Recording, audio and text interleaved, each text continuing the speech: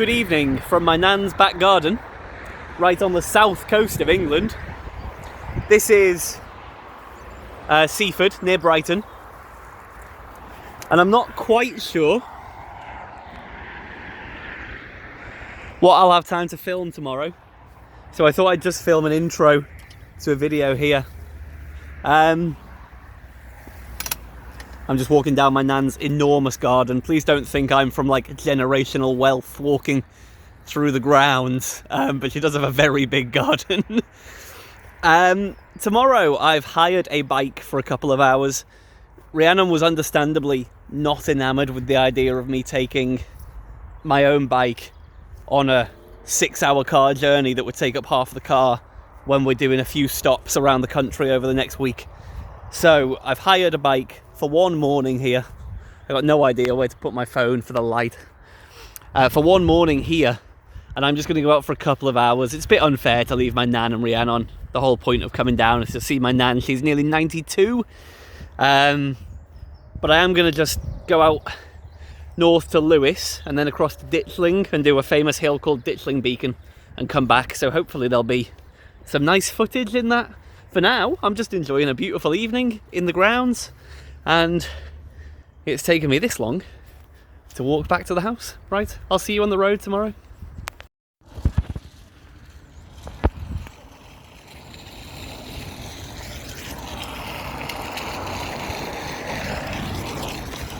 So I'm in Seaford, near where my nan lives, and I've hired a bike for a couple of hours.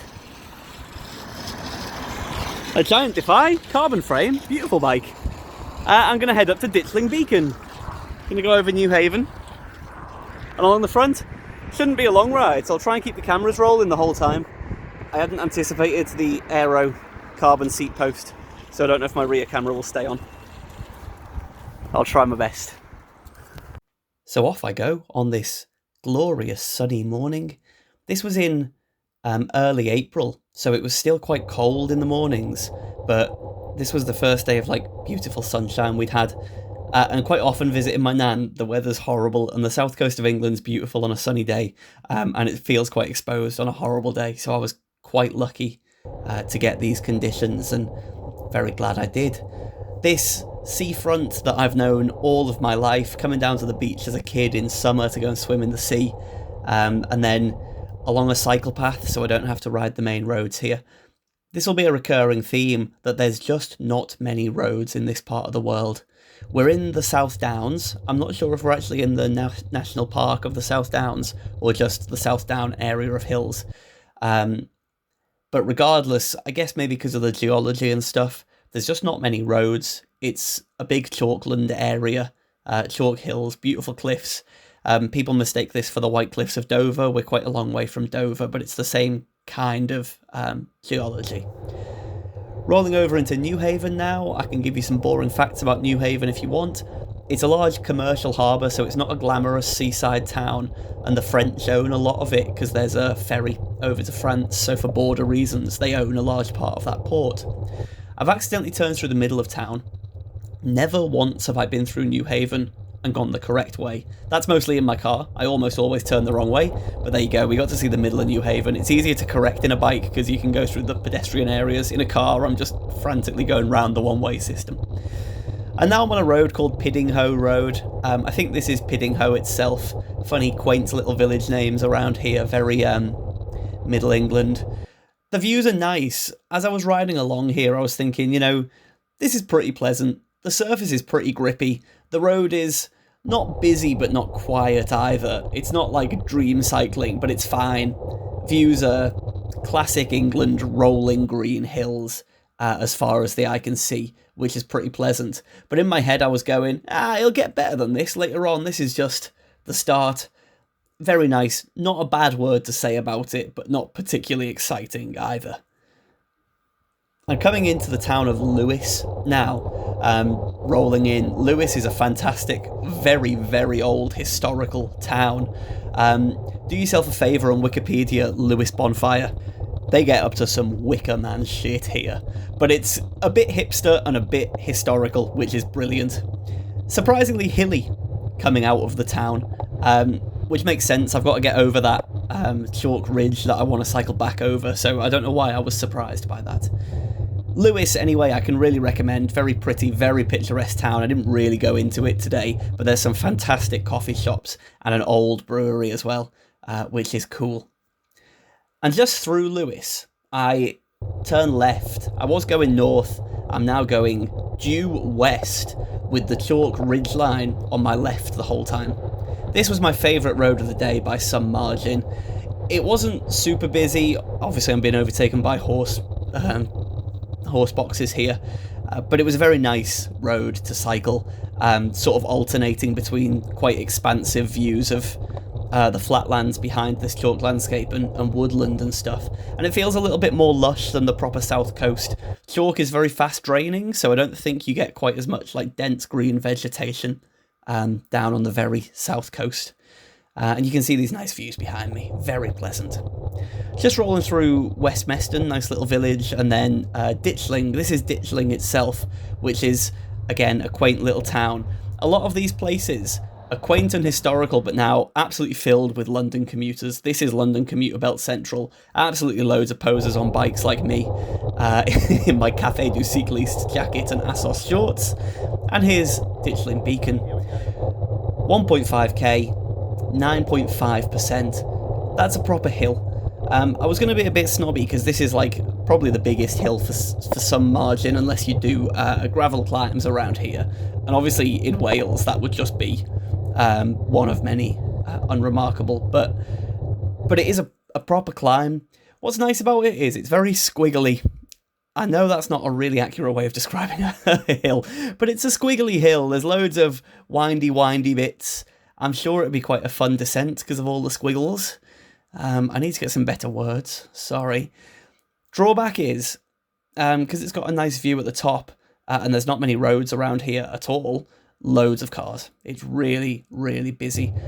This part of the world, not the South Downs itself as such, but generally the southeast of England is incredibly densely populated, and the proper south coast feels very densely populated. It is so busy. The landscape and the scenery and stuff make for some nice cycling, but I guess the human geography of it all just meant I wasn't having a brilliant time, which you'll see worse of as we move on.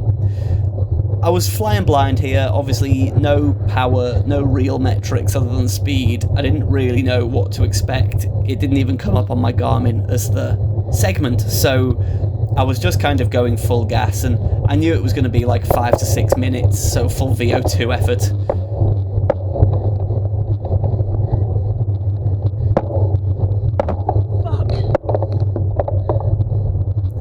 A nice long silence there, because I wanted you to know that England, Wales, doesn't matter, I'm always going to swear at my bike. There were lots of other cyclists around here, which is nice to see.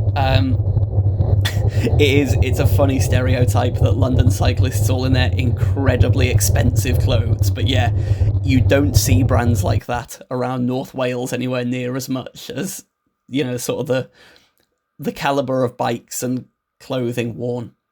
See behind me, I am just holding up traffic. I'm not proud of it, I'm also not particularly apologetic for it, but it's just the reality of riding around here that this entire ride, all whatever it was, 50 or 60k, I am holding up a huge string of traffic. There's my result. I think I set a decent time, and I'm barely in the top 1,000. That gives you an idea of just how many people do this. So I made it to the top of Ditchling Beacon. Nice climb, that. I was going to do a joke, northern snobbery of, oh, this is what they call a climb in the south, but that's a proper hill. Yeah, very good. It's not very long, but it's the biggest around for a while. I think I did it in just over 5 minutes, which is a bit disappointing. I've grown to love my giant Defy here, but the gears are absolutely shite. I've got no confidence in it through the corners. It handles like a boat, it accelerates like a boat, but it's smooth as anything. And most importantly, it is the bike I'm riding today, and there's no bike better than the bike you're riding. So yeah, I have grown to love it, sort of. Down now, down the hill. See there? That's where I'm going. That's back home. Oh, you're going to be zoomed into my face. I don't like that. There we go. Yeah, I'll see you on the road. So the descent off Ditchling Beacon was fun. It was fast. It's not steep particularly. You can see the road out in front of you, so you can go fast. There were points when I was hitting over 70 kph and I was thinking, do I trust this bike I've literally just picked up? But I went for it. And you just come to the outskirts of Brighton, the largest city around this area. Obviously London a bit further away, but the largest city right on the south coast around here. And to my right is the Amex Stadium where Brighton and Hove FC play. And then I've come down this road towards Rottingdean, which is the next road along from the Piddinghoe Road. There are no roads in between. From my nan's, there's the main road, there's these two roads, and then there's Brighton, which is bizarre to me.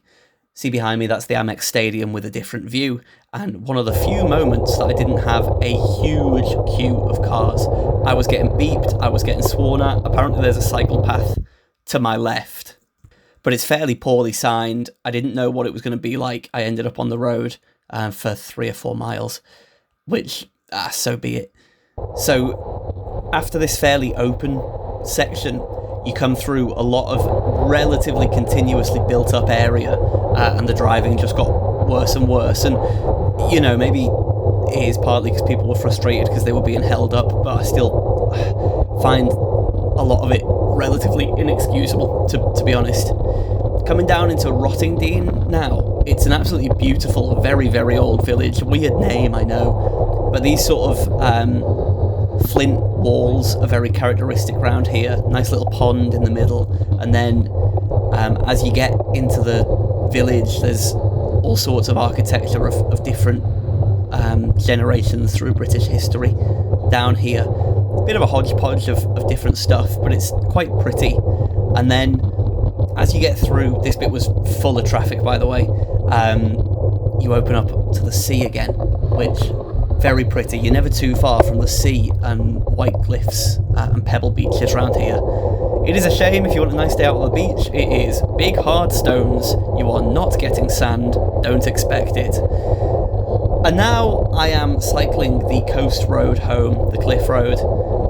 The views are amazing. You are up and down cliffs. You can see the cliffs, the chalk cliffs falling into the sea. Unfortunately, it was a horrible experience. It was so busy, outrageously busy, full of horrendous close passes. Like I say, I guess in many ways the cars felt they didn't have any other option. Technically, what is to the left of me is a cycle path. Tell me, other cyclists, would you want to ride this? It then goes across to the other side of the road. It doesn't stay continuously on one side of the road. It's a pavement. It's literally just a pavement with a blue sign. So drivers are getting annoyed at me. Nice views though, aren't they? Drivers are getting annoyed at me, but it's just the least practical cycling infrastructure I've ever seen. And I don't think it really excuses giving me 10 centimetres of space as they pass. So if I came to my nan's and hired a bike again, this road would be off limits. It's a nice driving road, there's nice views, but absolutely not.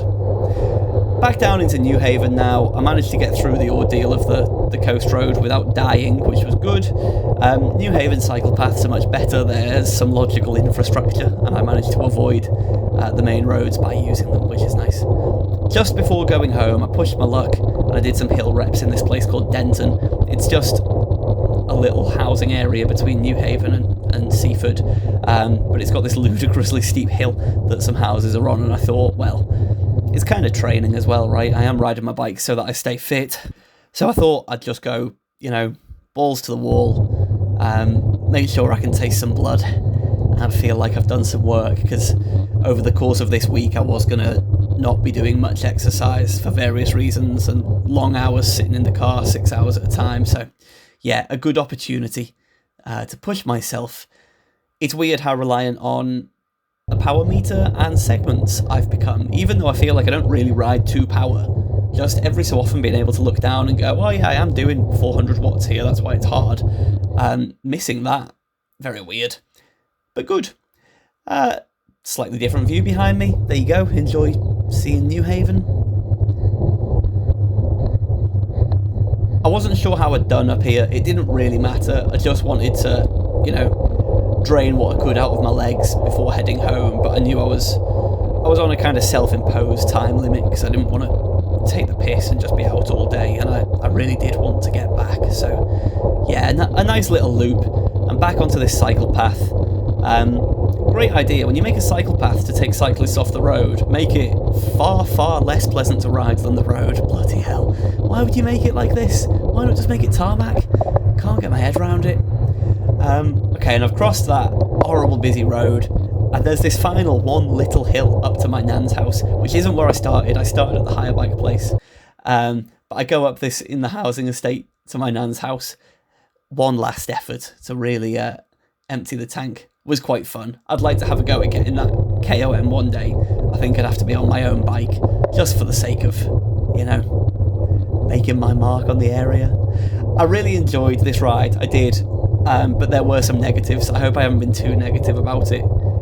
I am not going to show you all of this. I thought I will rinse the fact that I'm with my nan for YouTube clicks, and I'm ashamed of myself. I'm going to stop it now, because it's embarrassing.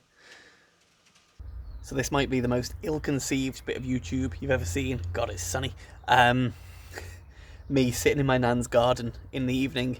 It's lovely evening. It's still quite cool. I think it's only like 10 or 12 degrees, so I won't be out for very long. But I thought I'd sit down and have a look at the ride. I did today. Truth be told, there were some beautiful bits of road, but I'm not sure any of them were worth the traffic conditions. It's obviously a lovely part of the world, the South Downs. It's really nice, but it's just so busy. There's so few roads, and especially that coast road at the end. It's beautiful, the road from New Haven to Brighton, and I've driven it before plenty of times in my life, loads of times, and I really like it. Those cliffs, those white chalk cliffs, iconic, but it's so busy. Old biddies just close passing me left, right and centre. So I think if any of those roads were near home, I don't think any of them I would choose to ride again, just because of that trade-off. But otherwise, it is beautiful. I'm really glad I got the chance to ride a bike. I feel like I was keeping in shape a bit, whilst I can't do much around here. So, I'll show you a couple of my efforts on my laptop, which we'll see if you get blinded. This is going to be really terrible. I do apologise in advance. Looking down the garden, what a beautiful evening. Okay. Ditchling Beacon. Lovely. I described this as a godforsaken place for cyclists, which I agree with. I wanted to put my power pedals on, but I couldn't. I got a few top 10s, which is pretty nice. As you can see, I just left Seaford, where my nan lives, where I picked up the bike. Up this road, this is called the Piddinghoe Road, because it goes through a place called Piddinghoe. Don't want to know why I felt the need to explain that, obviously. And then up through Lewes. Lewes is a lovely town that I didn't go to today, really. And along the back of this ridgeline, if you see the geographical Strava map, you can see the ridgeline that I went around. Down into Ditchling itself, and then up over the Beacon, the clear, big piece of road there. Just around the outskirts of Brighton. I did not want to touch Brighton today. Down through Wooddean and Rottingdean, and along the coast. When I got to this place called Denton, there's just a little climb I did.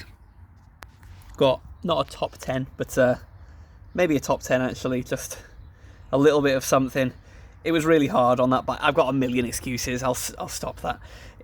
It's just, you know, when you're in a new place, you're never going to be taking KOMs left, right and centre, are you? I'll just load up Ditchling Beacon. So here's the climb. My effort, 5:28. Not bad. Thomas Glaug. Never heard of him. Yeah, he's got the KOM. Fair play. He was over a minute and a half faster than me. I can't be upset by that, can I? The bike hire place I would recommend, as long as you know what you're getting into, if you were ever down here. The guy's got a Carbon Giant Defy. You can borrow it.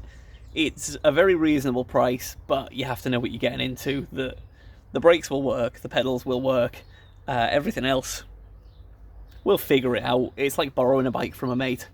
It's not like a pro bike fit. It's not like when you go to Mallorca and you hire a bike and they've got every conceivable size and they'll fit it to you before you leave and all that kind of thing. But it was cool. Really nice guy. I hope his business is successful because he's the sort of person that cycling needs. Right? I'm going to go inside on this beautiful evening, have a cup of tea, I think, look over at New Haven.